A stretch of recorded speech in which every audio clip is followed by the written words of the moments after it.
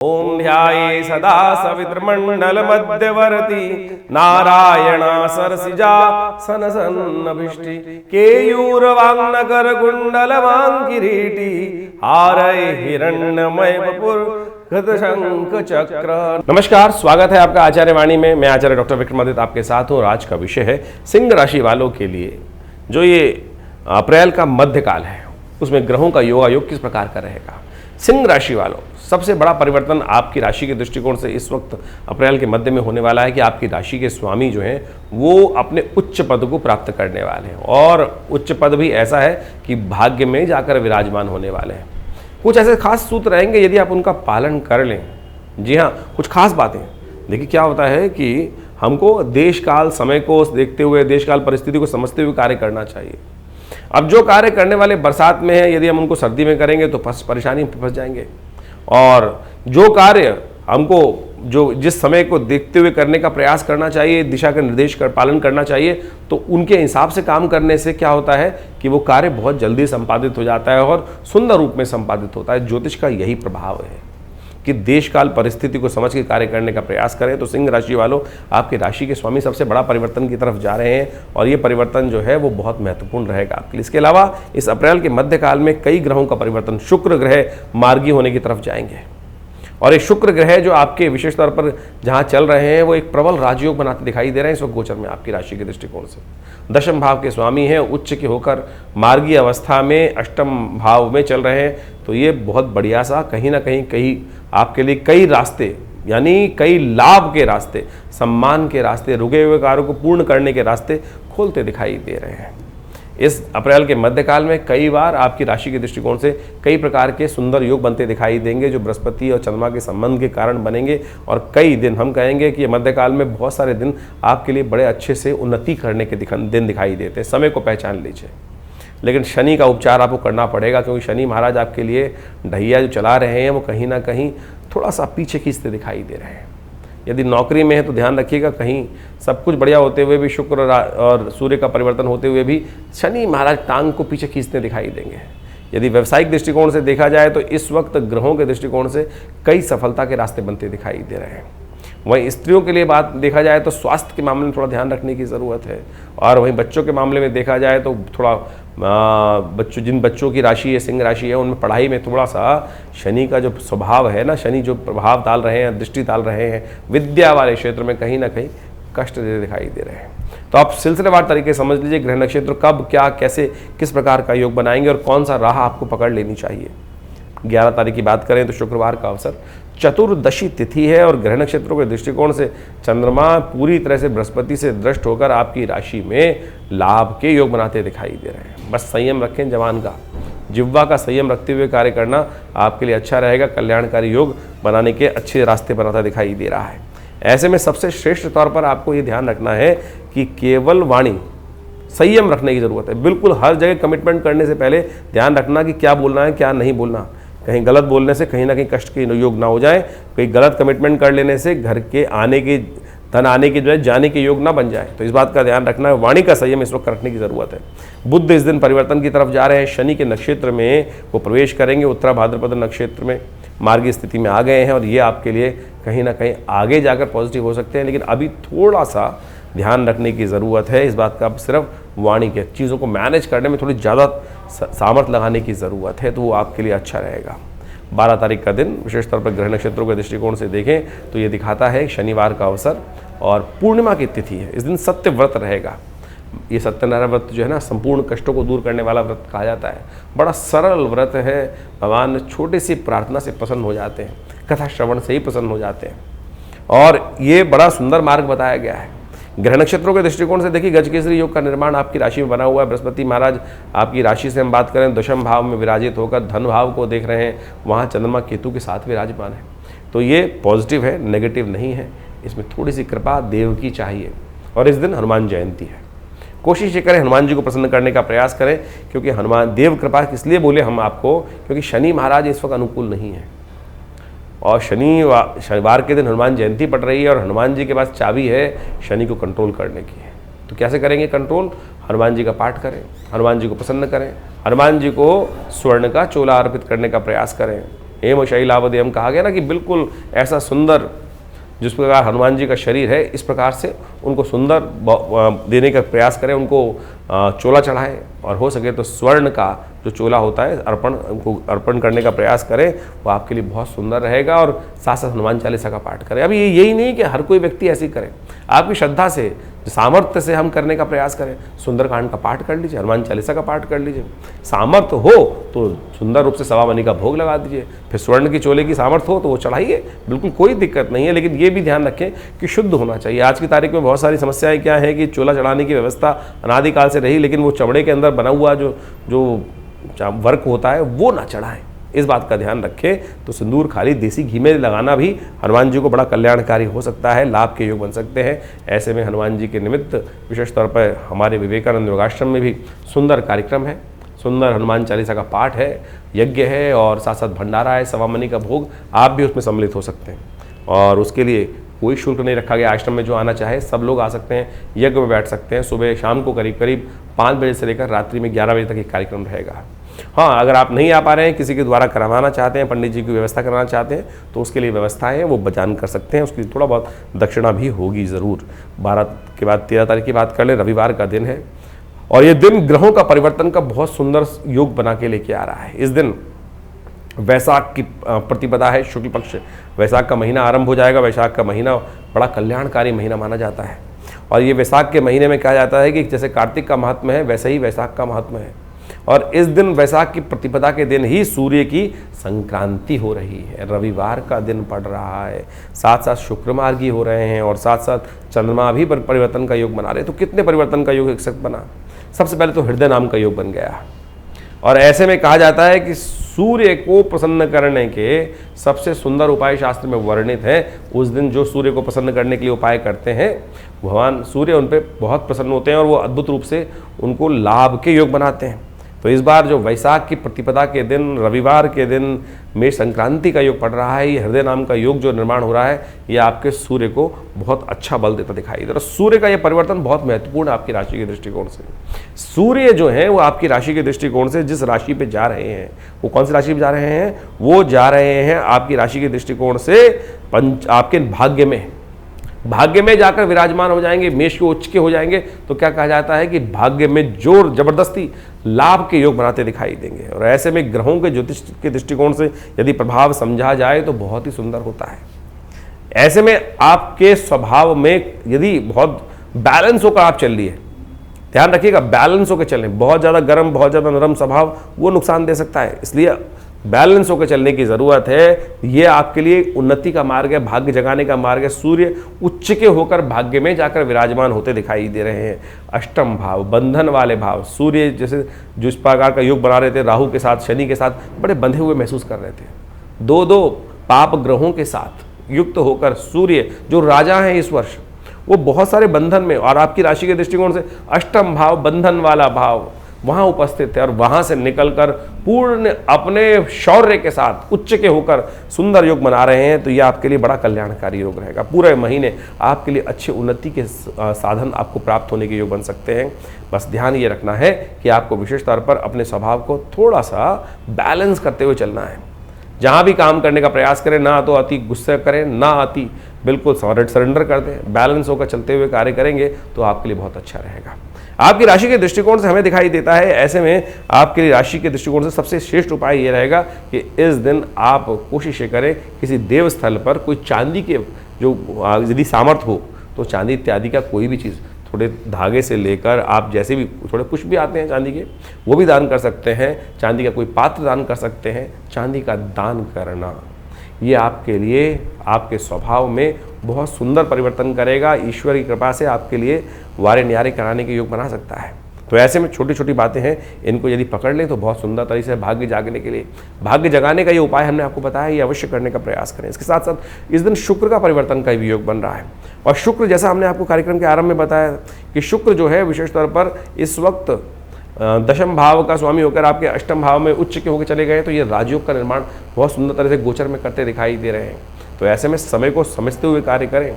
आप जितना बढ़िया काम करेंगे, गौ सेवा नित्य प्रति करेंगे ना, तो इस समय सूर्य उच्च के शनि सूर्य के साथ साथ बेसिकली अब शुक्र भी उच्च के, तो बड़ा सुंदर योग ओवरऑल बन के आ रहा है और ये कई मामलों में आपकी उन्नति का रास्ता प्रशस्त करता दिखाई दे रहा है। तो इस समय को पहचानते हुए कार्य करना आपके लिए बड़ा अच्छा रहेगा। तो एक बात और समझें कि इस दिन जो है विशेष तौर पर संक्रांति का पुण्य अगले दिन रहेगा। 14 तारीख को संक्रांति का पुण्य रहेगा, सोमवार के दिन संक्रांति, क्योंकि जो सूर्य का परिवर्तन हो रहा है वो हो रहा है रात्रि में 3 बज के करीब 20 मिनट के आसपास।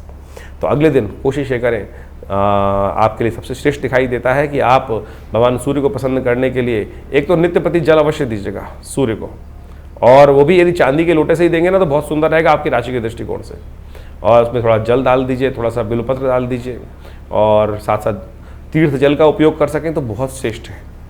और उसके साथ साथ थोड़ा सा रोली और पीला पुष्प डालकर भगवान सूर्य को अर्घ देना आपके लिए संपूर्ण रूप से इस पूरे महीने कल्याणकारी योग बनाने वाला है। इस दिन क्योंकि संक्रांति का पुण्य है, सोमवार के दिन पड़ रहा है, तो कोशिश करें इस ग्रह नक्षत्रों का योग उपयोग करते हुए आप विशेष तौर पर एक काम और करने का प्रयास कीजिए कि आप भगवान सूर्य के निमित्त इस दिन कलश में गेहूं भरकर दान करने का प्रयास करें। 2 कलश जल के भी दान कर सकते हैं, साथ साथ खरबूजा, छतरी, जूता, चप्पल, ये सब का भी दान करने का शास्त्र में बड़ा महत्व कहा गया है, क्योंकि ये वैशाख के महीने में ये संक्रांति का योग जो है संपूर्ण रूप से मनोरथों को सिद्ध करने वाला है, कल्याण करने वाला है। घी का दान भी बड़ा शास्त्र में श्रेष्ठ कहा जाता है, तो इसको अवश्य करने का प्रयास करें। ग्रह नक्षत्रों के दृष्टिकोण से ये योग आपके लिए अच्छा है, आगे बढ़ने के सुंदर मार्ग आपको प्रशस्त करता दिखाई दे रहा है। ऐसे में विशेष तौर पर ग्रह नक्षत्रों का योग आपके लिए कल्याणकारी रास्ता बनाता दिखाई दे रहा है। बात कर लेते हैं 15 तारीख की। 15 तारीख मंगलवार का अवसर, द्वितीया तिथि है। ग्रह नक्षत्रों के दृष्टिकोण से इस दिन चंद्रमा जो है थोड़े कमजोर स्थिति में जाने के योग बनाएंगे। दिन आपके लिए बहुत अच्छा दिखाई देता है, आगे बढ़ने के मार्ग प्रशस्त करता दिखाई देगा, लेकिन बृहस्पति से दृष्ट होकर चंद्रमा जब सामने विराजमान हो जाएंगे रात्रि के समय, तो सोने पे सुहागा योग बन सकता है। कहीं ना कहीं सुख का पदार्पण होता दिखाई दे रहा है, लेकिन मन की स्थिति ऐसी हो सकती है कि सब कुछ होते हुए भी कहीं ना कहीं कुछ अभाव मन को खटकता दिखाई दे रहा है। मंगलवार का दिन है, हनुमान जी की सुंदर आराधना करें। हनुमान जी के मंदिर में जाकर लाल दीपक प्रज्वलित करें, और लाल दीपक प्रज्वलित करने से यानी रोली वाले थोड़े से दीपक जलाकर उसके अंदर हल्की सी रोली डाल दीजिए, लाल बत्ती कर दीजिए थोड़ी सी, और उससे हनुमान जी की आरती उतारें। इससे मन में एक नया प्रकाश का उदय होगा, रास्ता आपको सही दिखना शुरू होगा।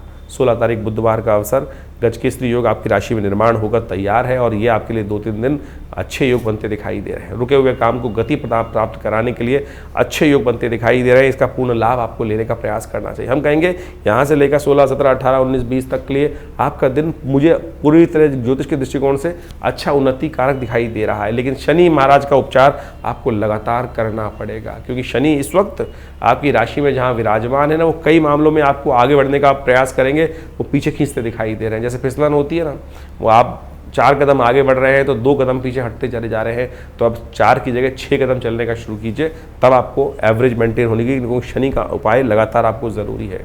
सर्वार्थ सिद्ध योग है, भद्रा भी है, ध्यान रखिएगा। 1:30 बजे से पहले नए कार्यों में हाथ डालना ठीक नहीं रहेगा। 1:30 बजे के बाद सर्वार्थ सिद्ध योग का निर्माण होगा, वो कार्य करें, और सुंदर रहेगा कि आप गणेश जी का स्तवन करें। चतुर्थी है, गणेश जी का व्रत करें, कोशिश करें गणेश जी को पीले पुष्प अर्पित करें, मनोकामना सिद्धि के योग बन सकते हैं। 17 तारीख बृहस्पतिवार का दिन, चतुर्थी तिथि विद्यमान है, और आपकी राशि के दृष्टिकोण से ओवरऑल ग्रहों की प्लानिटरी की पोजीशन जो है वो हम कहेंगे 70% अच्छी दिखाई दे रही है, लेकिन फिर भी कुछ ग्रहों का योग है। वाणी का संयम रखते हुए कार्य करें, गुरु के निर्देश में काम करने का प्रयास करें, बृहस्पति से आज्ञा लेकर, यानी जो सही निर्देश गुरुजनों से प्राप्त हो रहा है उसके अनुसार बड़ों का आशीर्वाद लेकर कार्य करने की ज़रूरत है। अपनी अपनी ना चलाएं, थोड़ा सा अपनी अपनी चलाना कहीं ना कहीं ध्यान कर सकते हैं। इस वक्त केतु के कारण से आपकी वाणी में बहुत ज़्यादा दोष उत्पन्न हो रहा है। सिंह राशि वालों खासतौर पर ध्यान रखने की ज़रूरत है, सिंह लग्न वालों को भी खासतौर पर ध्यान रखने की ज़रूरत है। ये वाणी जो है थोड़ी सी हार्ड हो रही है, कहीं ना कहीं जो वाणी का दोष है वो आपके लिए अच्छा नहीं है। कोशिश करें पीले थोड़ा केसर का उपयोग करें, केसर का नित्य प्रति उपयोग करना आपके लिए अच्छा रहेगा, जो आपके जो थोड़ा सा केतु का नेगेटिव इफेक्ट है उसको ठीक करने का रास्ता बना सकता है। 18 तारीख शुक्रवार का अवसर, पंचमी तिथि विद्यमान है, और इस वक्त ग्रह नक्षत्रों के दृष्टिकोण से परिवर्तन का योग जो है जो आपके लिए विजय का योग बना रहा है। रुके हुए कार्यों को तेज गति से पूर्ण करने का रास्ता बनता दिखाई दे रहा है। इस वक्त बहुत ज़्यादा सोचने की आवश्यकता नहीं है कि रिजल्ट क्या आएंगे, आपकी मेहनत के अनुसार से रिजल्ट आएंगे, और कोई पंगा नहीं लेगा, जो पंगा लेगा नुकसान उसी का होगा। तो आगे बढ़ने का आपको सुंदर प्रयास करना चाहिए। यदि गौ पूजन कर सकें तो बहुत अच्छा रहेगा। कहीं आपको काली गाय दिखाई दे जाए तो इस राशि वाले खासतौर पर ध्यान रखें कि अवश्य उसका पूजन करें, उसको कुछ ना कुछ चारा इत्यादि डालें और हो सके तो किसी गौशाला में अपने सहयोग को देने का प्रयास करें, उसके रास्ते बनते दिखाई देंगे। बहुत सारे लोग इस बात में एक प्रश्न कर देते हैं कि भैया हमारे आसपास गौशाला नहीं है, हम कहाँ जा सकते हैं? अरे बहुत सारी ऑर्गेनाइजेशंस हैं जो काम कर रही हैं, उनका सहयोग कर दीजिए। विवेकानंद योगाश्रम में भी गौशाला है, आप यहाँ व्यवस्था बना दीजिए, आपके नाम से गाय को हरा चारा डलवा दिया जाएगा। तो बहुत सारे, जहाँ चाह वहाँ राह, कहीं ना कहीं मिलेगी अवश्य। इस बात को ध्यान रखें। ज्योतिष के जो उपाय शास्त्र में वर्णित हैं उनके अनुसार से कार्य करना सबसे श्रेष्ठ होता है। 19 तारीख का दिन शनिवार का अवसर है, षष्ठी तिथि विद्यमान है और इस दिन रवि योग का भी निर्माण हो रहा है जो करीब करीब सुबह 10:30 के बाद रहेगा। तो ग्रह नक्षत्रों के दृष्टिकोण से जो योग आपके लिए है वो कहीं ना कहीं उन्नति के हैं, चिंता ना करें। कई बार हम सोचते हुए कार्य रह जाते हैं, कार्य हम करेंगे तो उसमें कोई ना कोई ये टांग अड़ाएगा, इस कार्य में ये ज़रूर बोलेगा। अरे ऐसे चिंता ना करो, बोलने वाले बोलते रहेंगे। हाथी चलत बाजार में ना तो क्या होता है कि जो भौंकने वाले होते हैं भौंकते रहते हैं। आपके ग्रह ऐसे हैं कि इस वक्त आपकी चाल मस्त होनी चाहिए। बस अपनी चाल और अपने लक्ष्य पर ध्यान रखते हुए कार्य करेंगे तो अच्छा रहेगा। शनि इस वक्त आपको थोड़ा परेशान कर रहा है, जो फालतू की बातें आपके मन में डाल रहा है। हनुमान जी की आराधना करें, शनिवार का अवसर है, हो सके तो पीपल के पेड़ पे जाकर एक दिया प्रज्वलित कर दें, वहाँ पर थोड़ा सा उनकी प्रदक्षिणा कर दें, थोड़ा जल अर्पित कर दें, शनि प्रसन्न होंगे। 20 तारीख का दिन रविवार का दिन है, दिन आपके लिए बड़ा पॉजिटिव बनता दिखाई दे रहा है।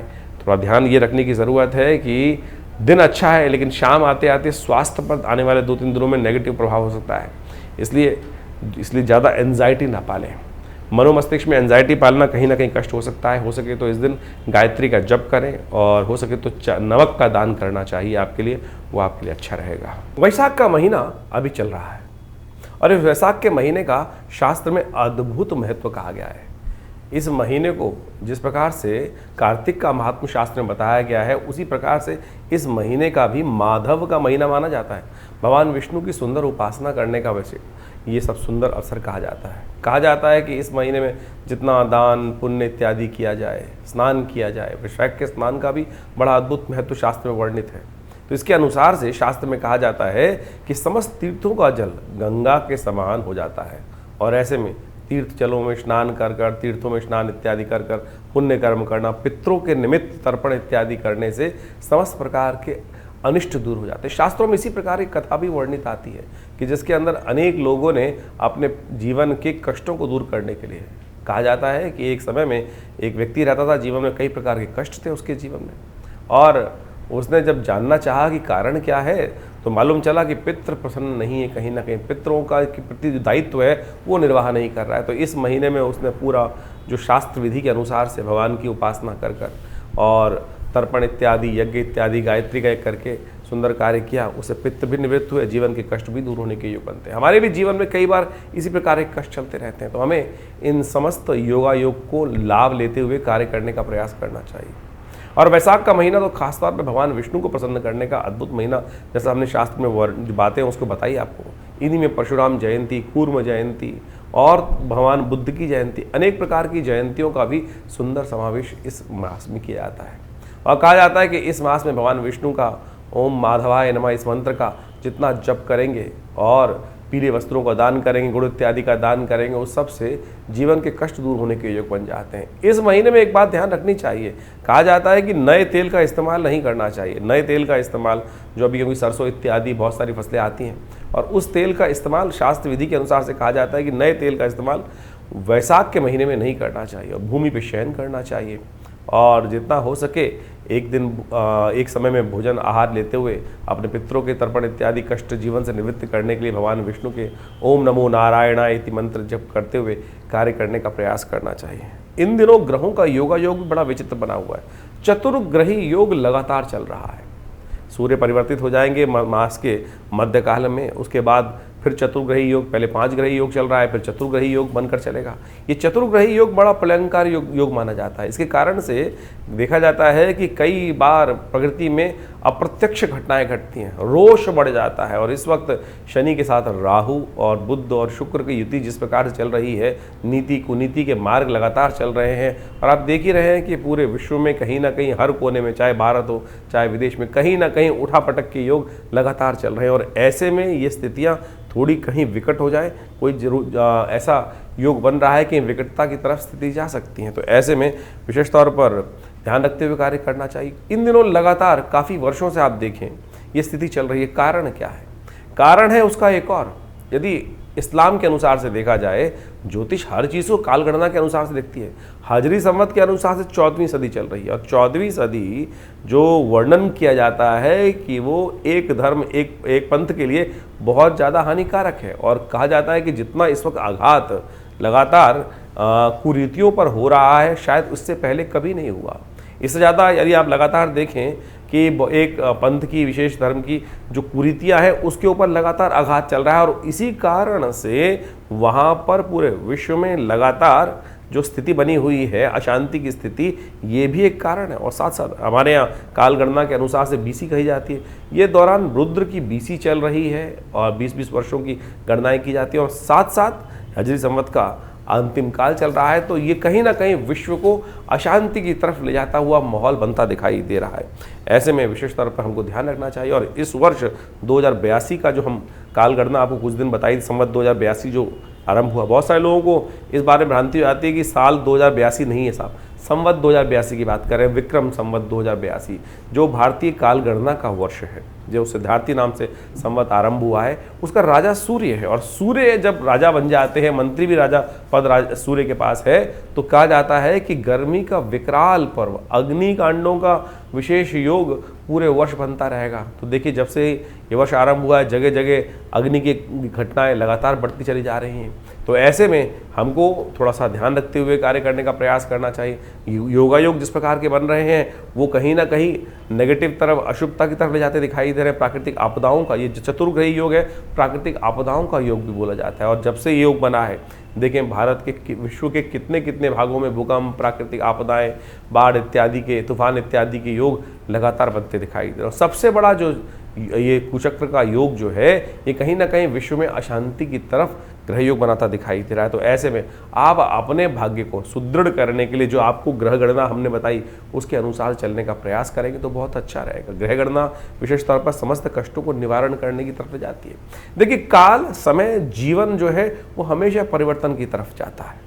ऐसा कोई समय हो ही नहीं सकता कि जिसमें चीज़ें परिवर्तित ना हो, लेकिन परिवर्तन हमारे लिए शुभ हो जाए उसके लिए हमको कर्म करने की आवश्यकता है। जो हम कर्म करते हैं उससे हमारा भाग्य बनता है। और जो भाग्य हमें बनाने के लिए यदि कर्म अच्छा हो सकता है, समय खराब हो सकता है। ऐसे में जो अच्छे समय हैं उनको हमें ठीक करने के लिए विशेष तौर पर कई कार्यों को शुभ करने का प्रयास करना चाहिए। जो हमारे जीवन में भाग्य बनकर आया है, दुर्भाग्य बनकर आया है, वो हमारे कर्म से ही बना है। दुष्कर्म यदि अभी भी होंगे तो वो दुर्भाग्य को और बढ़ाने का प्रयास करेगा, और यदि शुभ कर्म होंगे तो आप मान के चले वो दुष्कर्मों को काटकर सौभाग्य का कहीं ना कहीं उदय करने के योग बना सकता है। तो इसलिए शास्त्र में जो कथाएं हैं वो हमको इस बात से अवगत कराती है कि हमको अपने जीवन में शुभ लगातार करने का प्रयास करना चाहिए और लोगों को शुभ करने की तरफ प्रेरित भी करना चाहिए, यज्ञ इत्यादि, धर्म इत्यादि कार्य की तरफ। कई बार क्या होता है कि एक बात समझे कि अगर हमने किसी व्यक्ति को गलत कार्य की तरफ प्रेरित कर दिया तो ये समझें उसके द्वारा कोई गलत कार्य किया गया, उसका कहीं ना कहीं उसका प्रभाव हम पर भी होगा। इसको प्रैक्टिकल समझ सकते हैं। अगर आपने कोई षड्यंत्र रचा है और वो षड्यंत्र जब पकड़ा गया, वो व्यक्ति उस षड्यंत्र में आप भी इन्वॉल्व थे, तो सरकार आपको भी पकड़ेगी। तो ऐसे ही समझे, कर्म का, भाग्य का लेखा जोखा जो है उस परमात्मा तत्व से तो कभी छूट नहीं सकता। संसार में तो बहुत सारी चीज़ें छुप जाती हैं, लेकिन उस परमात्मा के प्रति, प्रकृति के प्रति तो किया गया कर्म कभी छुपता नहीं है।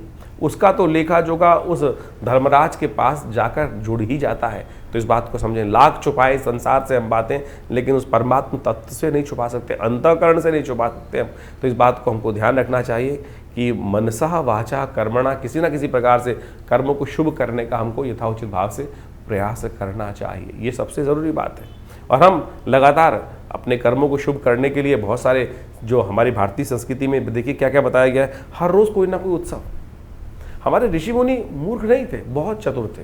बहुत चतुर थे। उन्होंने सांसारिक समस्याओं को जोड़कर इन शुभ कर्मों के लिए शुभ योगों का निर्माण किया, शुभ उत्सवों का निर्माण किया कि व्यक्ति पांचों उंगलियां बराबर नहीं है, किसी की श्रद्धा किसी में है, किसी की श्रद्धा कहीं है, किसी की श्रद्धा कहीं है, तो किसी ना किसी प्रकार से वो शुभ कर्म की तरफ प्रेरित होता रहेगा, शुभ कर्म की तरफ लगा रहेगा। देखिए पुरानी कहावत है, खाली दिमाग शैतान का।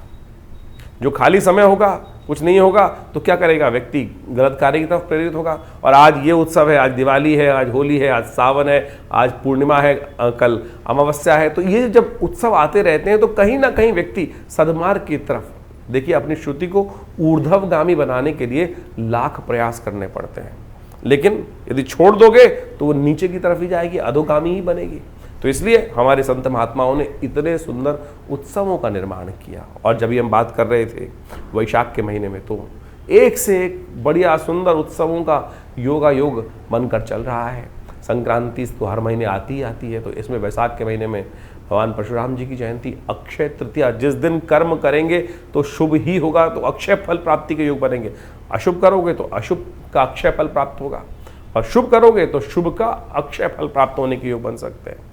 कूर्म जयंती, अनेक प्रकार के सुंदर योग इस समय बनकर तैयार होंगे। कोशिशें करें, बड़ी श्रद्धा के साथ भगवान का स्मरण करने का प्रयास करें। हम विवेकानंद योगाश्रम में इन समस्त समयों में अलग अलग प्रकार के यज्ञ इत्यादि, नवरात्र के यज्ञ, जैसे अभी महावीर जयंती, हनुमान जयंती आएगी, उस पर सुंदर और कार्य चलते रहेंगे। तो इन सब यज्ञों का रविवार के दिन तो विशेष यज्ञ आश्रम पे रहता ही है, हर रोज नित्य प्रति 8 घंटे यज्ञ रहता है। आप भी इन यज्ञों में अपने आप को जोड़ सकते हैं और बहुत सारे शुभ कार्य। देखिए संसार में हम यज्ञ की तरफ प्रेरित क्यों करते हैं व्यक्ति को? क्योंकि हम दान करते हैं, पुण्य करते हैं, पता नहीं किसको दे रहे हैं, क्या वो क्या करेगा हमारे उस दान के, उस हमारे सहयोग का। तो इसलिए कोशिश करें हम भगवान के प्रति उस अन्न का समर्पण भगवान को ही करते हैं। द्रव्य यज्ञ जो है, जिसके अंदर आहुति दी, अन्न इत्यादि की, चावल इत्यादि की, घी इत्यादि की, वो भगवान को ही समर्पित कर दी, तो वो अग्नि के माध्यम से उस देवता तक पहुंच जाती है।